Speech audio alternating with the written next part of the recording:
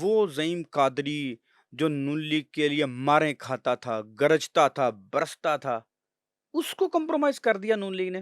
اس کو کمپرومائز کر دیا، یہ ان کا بالکل ایک ڈیسیجن تھا، لیکن میں نے اپنے آئیڈیاز کو اور اپنی آئیڈیالوجی کو تو کمپرومائز نہیں کیا. میں تو آج بھی اسی نقطہ نظر کے ساتھ متفق ہوں کہ اس ملک میں آئیڈیالوجیکل پولیٹیکل کلاس جو ہے اس کو آگے بڑھ کر اس ملک کو بچانا چاہیے، اور وہی کلاس ہے جو اس ملک کو بچا سکتی ہے.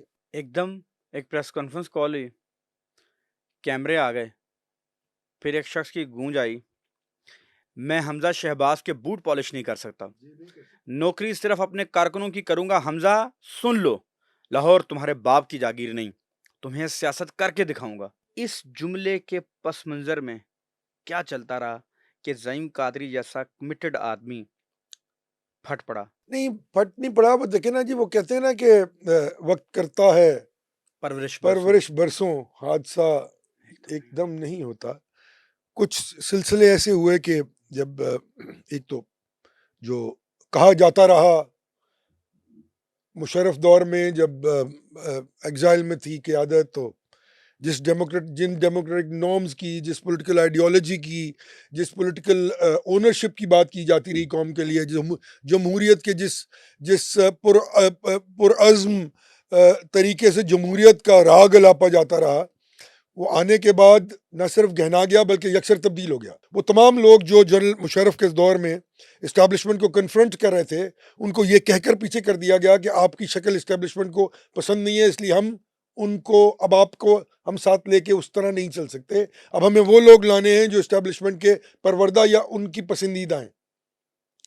یہ کہہ دیا گیا، اور پھر اس کے بعد آہستہ آہستہ ان تمام لوگوں کو ہر ضلع میں پیچھے کر دیا گیا.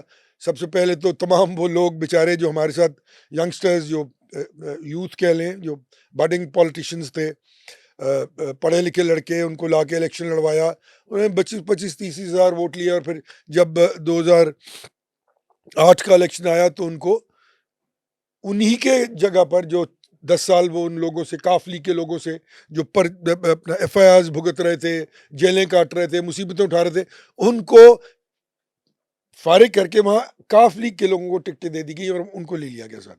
وہ 40 کے قریب لوگ لے لیے گئے، اور پھر وہ سفر شروع ہو گیا. اور 2013 میں اس کی انتہا کر دی گئی اور ان تمام لوگوں کو وائپ آؤٹ کر دیا گیا اور کہہ دیا گیا کہ آپ نہیں چل سکتے ہمارے ساتھ، آپ کی ضرورت نہیں ہے، کیونکہ اب الیکٹیبلز آ گئے ہیں. کیونکہ وہ تو obviously الیکٹیبلز اسی لیے ہے نا، وہ کوئی اوتار نہیں ہے اللہ کے.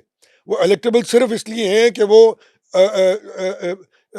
آتے ہیں، پیسے بناتے ہیں، اس پیسے سے پھر الیکشن لڑتے ہیں، اور پھر اسی پیسے سے دوبارہ جو ہے اس کو ڈبل کر لیتے ہیں، اور پھر پیسے کے ذریعے، طاقت کے ذریعے، اداروں کے طاقت کے ذریعے جو حکومت کی پولیٹیکل پارٹی ہوتی ہے، ان حکومتی پارٹیوں میں شامل ہو کر اپنی تسلط کو قائم رکھتے ہیں. There is no such thing is electable in Punjab at least. تو یہ تو صرف یہ طریقہ کار ہے جو ان لوگوں نے اپنایا ہوا ہے، اور وہ کامیاب ہے. یہ تو آپ کا عمومی، جو آپ کی جو تنقید کریں، جو آپ کے عمومی تحفظات تھے وہ آپ نے، لیکن جو اس پریس کانفرنس میں تو آپ نے اسپیسیفکلی ایک شخص کو پکارا تھا، اس کا نام تھا حمزہ شہباز.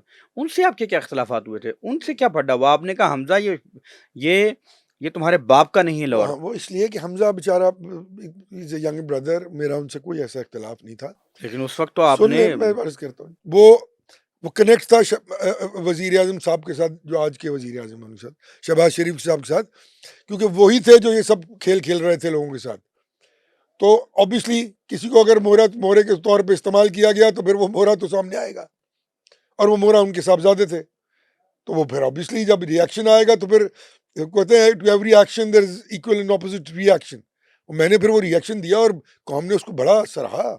میری بڑی عزت اور تکریم ہوئی اس بات سے کہ میں نے صاف بات کی کہ کیونکہ وہ خود بھی نہیں تھے نا، حمزہ صاحب نہیں تھے کہیں بھی، وہ 10 سال کہیں نہیں تھے، اور ایک دم جب ان کو کار مختار بنا دیا گیا اور ان کے ذریعے فیصلے امپلیمنٹ اور امپوز کرانے لگ گئے تو پھر obviously ریاکشن آنا تھا.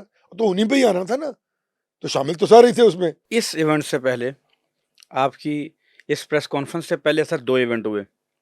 پہلے میں ایک ایونٹ کی طرف آؤں گا. آپ کھڑے ہوئے، پارلیمانی بورڈ کی میٹنگ تھی، اس میں آپ کھڑے ہوئے اور آپ نے جذباتی انداز میں پارٹی کے لیے اپنی خدمات کا ذکر کیا، جس کے جواب میں نواز شریف کے چہرے پہ ناگواری گزری. انہوں نے آپ کو روکا، آپ کیوں نہیں رکے سر؟ وہ اس میٹنگ کا حوال بتائیں، اس میٹنگ میں کیا ہوا؟ شرم کا مقام ہے نا کہ وہ قربانیاں اور وہ باتیں میری نہیں تھی جن کی میں بات کر رہا تھا، وہ ان لوگوں کی تھی جنہوں نے محترمہ کلثوم نواز کے ساتھ 14 ماہ ملک سمیت ان کی گاڑی میں یا ان کی گاڑی کے پیچھے بھاگ کے گزارے تھے. میں ان کی بات کرنا چاہ رہا تھا کہ وہ لوگ جو اس پارٹی کے لیے اپنا سب کچھ قربان کر چکے ہیں، اپنے ماں باپ کی جائیداد بیچ بیچ کر آپ پہ لگا چکے ہیں، خدا را ان کو رسوا نہ کیجیے اپنے اقتدار کے لیے. یہ پولیٹیکل ڈیموگرافی کو تبدیل کر دے گا اس ملکی کو. اب مت کریں یہ کام.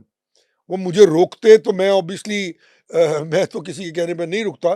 ان کا کہنا جو تھا وہ لیڈر ہیں، بالکل اوبیسلی لیڈر ہوتا ہے. نواز شریف صاحب ویسے بیچارے مطلب ان کا تو کانوں کے کچے ہیں، ان کو سمجھ نہیں آتی بات کی. اب تو خیر پتہ نہیں، میرے تو تعلق نہیں ہے، لیکن بہرحال جو ریاکشن تھا میرا وہ وہی تھا نا کہ وقت کرتا ہے پرورش برسوں، حادثہ ایک دم نہیں ہوتا. کیا آپ کی تصدیق کی جاتی تھی پارٹی میں؟ نہیں، تصدیق تو میں نے کبھی کسی کو اجازت ہی نہیں دی کہ وہ میری کرے. میری کوئی تصدیق کرنے کی کوشش کیا کرے آپ گا کی تو بات نہیں سنی ان جاتی تھی؟ نظریات کی، ان اقدار کی، ان پولیٹیکل نارمز کی جب مخالفت ہوتی تھی اور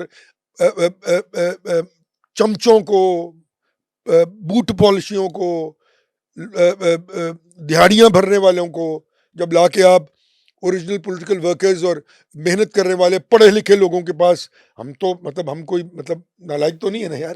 کون تھے چمچے؟ یہ کون تھے سر؟ یہ نام لے کے کسی کو امپورٹنس دینے والی بات ہوتی ہے، لیول نہیں ہوتا کہ آپ لوگوں کے نام لیتے پھریں.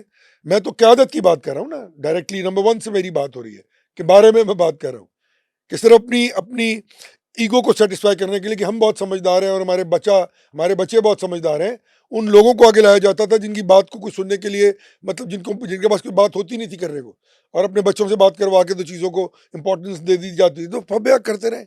تو ابا کیا حال ہے آج؟ اچھا، نواز شریف اپنے بچوں سے بات کرواتے کہ جی آپ جائیں زعیم قادری کی بات سنیں، ایسا ہوتا تھا؟ نہیں، یہ تو ہے ہی نہیں نا. ہوں.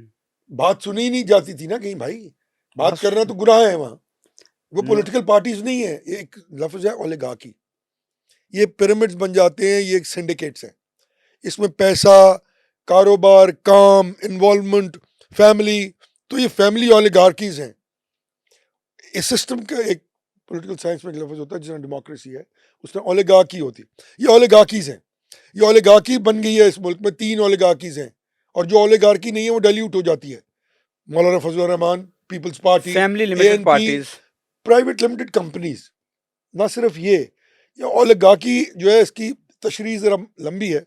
اس میں ان تمام لوگوں کو شامل کر لیا جاتا ہے جو پیسے کے ذریعے، پیسہ از دی امپورٹنٹ کور ایشو، پیسے کے ذریعے نہ صرف حکومت کو کنٹرول کرتے ہیں بلکہ لوگوں کو بھی کنٹرول کرتے ہیں. اور